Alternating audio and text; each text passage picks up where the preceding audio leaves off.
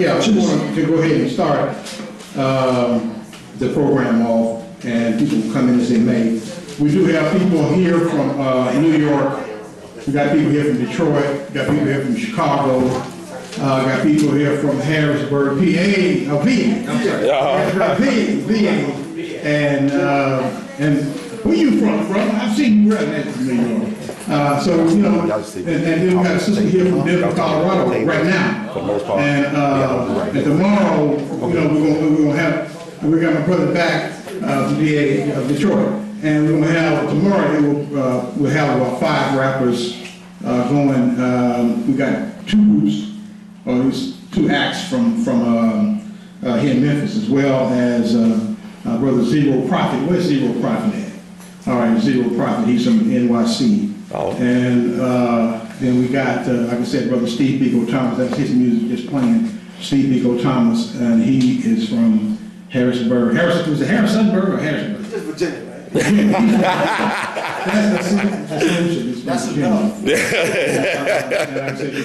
So we got people here, and you know, we are here, despite what numbers we start off with now, and there are other people coming in from Cincinnati and some other places as well. And you know, like the reason we are here is because we want to take the first small steps to start building a new movement, you know.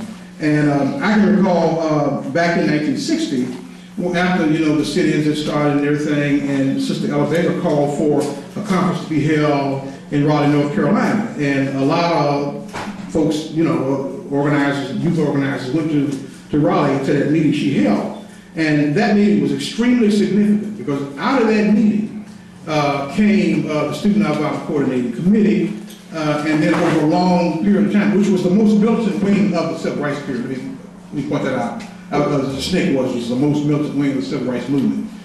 Dr. King may be honored this month, you know, this weekend, in fact. But the reality is that SNCC was the actual real deal, you know, organizing machine. And it started with that meeting. That meeting, she brought all these organizers together.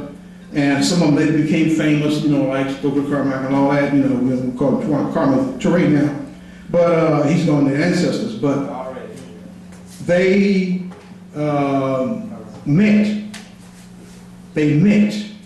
at that place, and they talked at that place, and they decided at that place what kind of action we were going to take in terms of building a movement. And this is what it takes. We are meeting at this time. We're meeting at this time. Somebody said, well, you don't have huge numbers. 2 brothers started the Black Panther Party. 4 started the student wing of the civil rights movement. 4.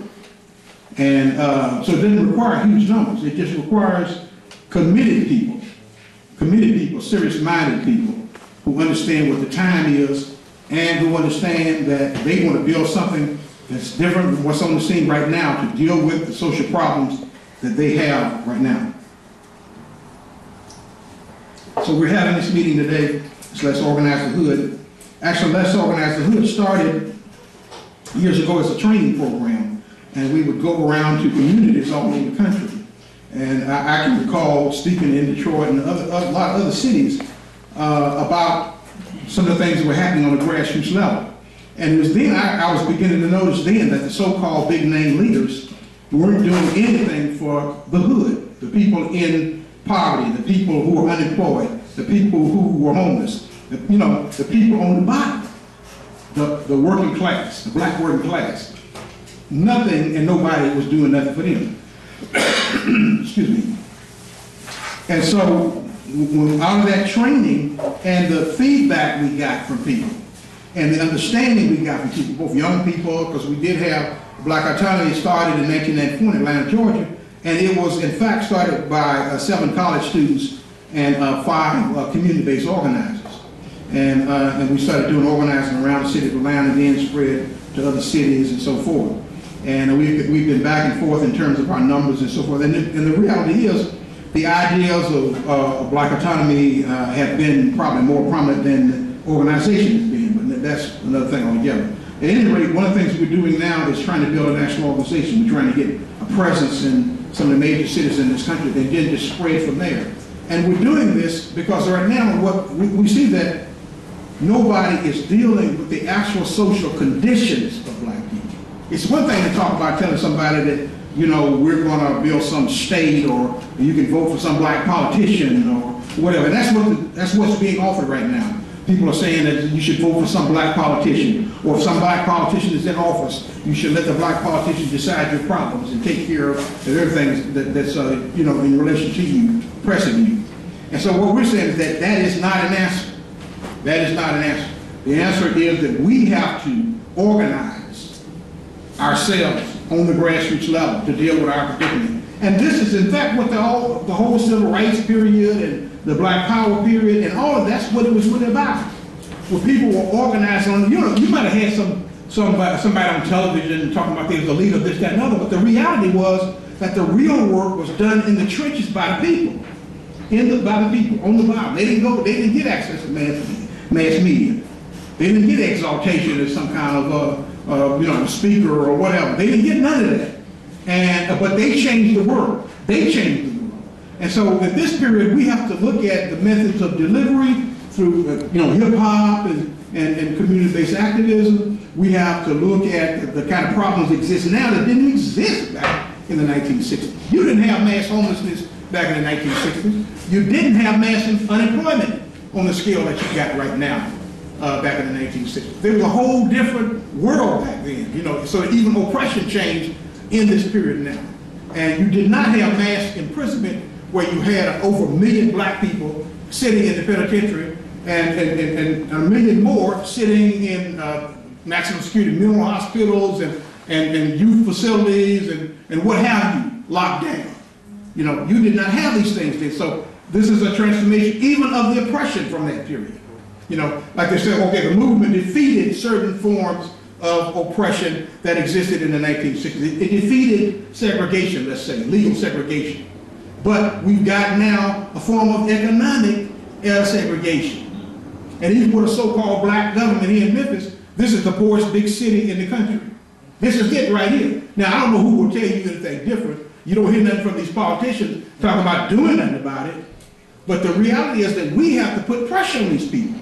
And in this period, we don't have radicalized movements that put pressure on the state. They want to tell you to wait on something, whether it's wait on Jesus or wait on the, you know, the building of some state government, some black government somewhere, someday, somehow. But they don't tell you how, right now, in these conditions, we fight against the conditions of oppression. So what we're talking about is how do we organize. This is a training session where we talk about some of the major issues that affect black people in this period, but we also talk about methods of dealing with it. Now, we're here because there is, one, a deep crisis in the black community. And two, as I was saying, there is a huge leadership crisis. And I don't care what anybody tells you about, oh, brother, all we need is just somebody who can get the gab and go in and negotiate with Obama, or go in and negotiate with the white man. You know what I'm saying? I don't care what somebody tells you, it just does not happen. It ain't gonna happen. If you cannot pressure these people, one thing I learned a long time ago about negotiation, if you don't have forces in the street or some basis of strength, you cannot negotiate. You're begging. That's what you're doing. You're begging. Of course, you don't get anything from begging. So it's extremely important to understand we have to build a powerful movement in the neighborhoods, in the community. I ain't saying you got to go down and beg Master Charlie for, somebody said, oh, go down and beg Master Charlie for a job. But if you need a job, you should be able to pressure him to get one, and you should be able to pressure him to give you the resources for the community that they steal from you. Those resources should be put towards our community rather than being put for prisons or being put for more cops. You see what I'm saying? So it's a situation where we have to take a sharper political perspective. We have to understand that if we don't put pressure on the enemy won't bend. It's as simple as that. They ain't had no mercy on us in 400, 500 years. What makes you think they will have some now? You know, I mean, you know, food comes and thinks that somebody's been beating them like a dog for all their days and the days of their mother and their people, are all of a sudden they're going to come up and have a twinge of conscience. They don't have a twinge of conscience when you got your finger on the trigger. That's not good. The brothers in the black country, you know, that's they only worry about what they can see in front of them, the glint of a shotgun or a pistol bullet or whatever, you know. And I think we need to have a mass movement. We need to be able to build also armed self-defense to defend us against police terrorism in this period. It's a serious problem. Somebody said they had did a report and said it was somebody black killed every 20 minutes, or was it 20 hours, or whatever. And the thing is, we know that people are being killed, you know. That's been going on for a long time. There have been, in this country, there have been more people killed in the cities by the police than have been killed in the wars that they've been fighting in this period. And tens of thousands. And so we need to understand that when we fight the police, we're really fighting the government. That's who we're really fighting.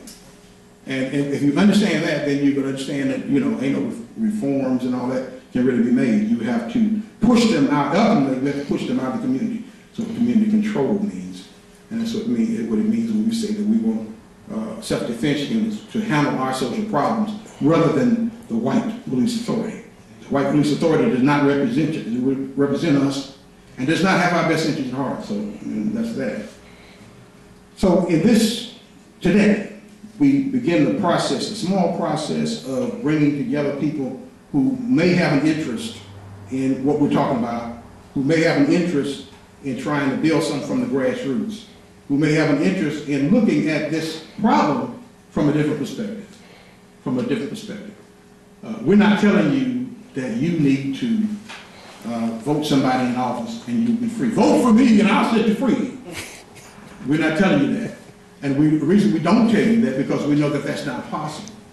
That's not possible. Even with a black president, a so-called black president in office right now, we have no power. Nothing has changed in terms of the cities that we live in, the economic and social conditions. We are still oppressed people. In fact, we are still at the bottom of society because of this system. We have been made the surplus labor force. And when they don't need labor, our labor, they put us in prison or kill us off. And so this is the time it is right now. And so it's a very important thing to understand that we need a new way of organizing. What we've been doing, what we are doing at this point, tailing behind politicians or certainly with a black president and all these black preachers and all of this stuff, all this whole class of people. This whole class of people, somebody said, they got good jobs. Obama's got a good job. Selling the rest of us out. They got good jobs. They got great jobs. But we ain't got nothing. You know, they got the gold mine and we got the shaft. And so the reality is, when you understand that the people that you think are going to give you something, or the people you think should be representing you, you know, you understand those people represent those who are oppressing you, then you understand that you need to look in another direction. And it ain't a question of electing a so-called black leftist Obama or whatever, because whoever they put in there, the same people are going to control them. The system will not change just because they got a shiny black face in there. This much ought to be proven. A black president can't change nothing because he is not in control of the process. No, he's not in control of the process. He's there, but he's not in control. And that's really important to understand. So, from our standpoint, what we say is we need to organize, but we got to be trained to organize. You know, organizing is a lost art in this period. And so we have got Let's Organize the Hood to teach people how to organize in their own communities, to encourage youth particularly, to organize in their own communities. And what's the time? Yeah. 11 o'clock. Okay, so 11 o'clock.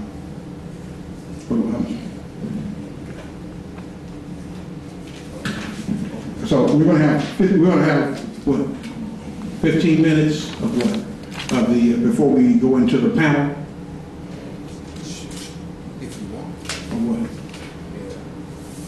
Okay. We'll go over 15 minutes over. So yeah, we're gonna be running a little bit late, about 15 minutes late. And, but we're gonna go into the panel and we're gonna introduce people. I've started introducing people, who are gonna be on the panel. You know, Brother Steve's gonna be on with Steve Biko from, Virginia. And, I don't know if Sister Siri next is here. I don't know if she's here. But we got Brother Will C here and Zero Prophet in the back. So we're going to just call them up in about 15 minutes and have them, along with Brother Ross, kick off the panel and start talking about rock hip hop and black community organizing.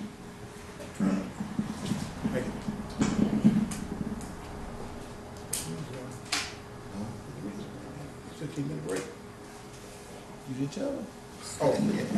Didn't I say it's going to be a 15-minute break? I mean, clearly I'm just winging this since Sister Jonine is not even. But we do what we can. We all pressed in the service somehow.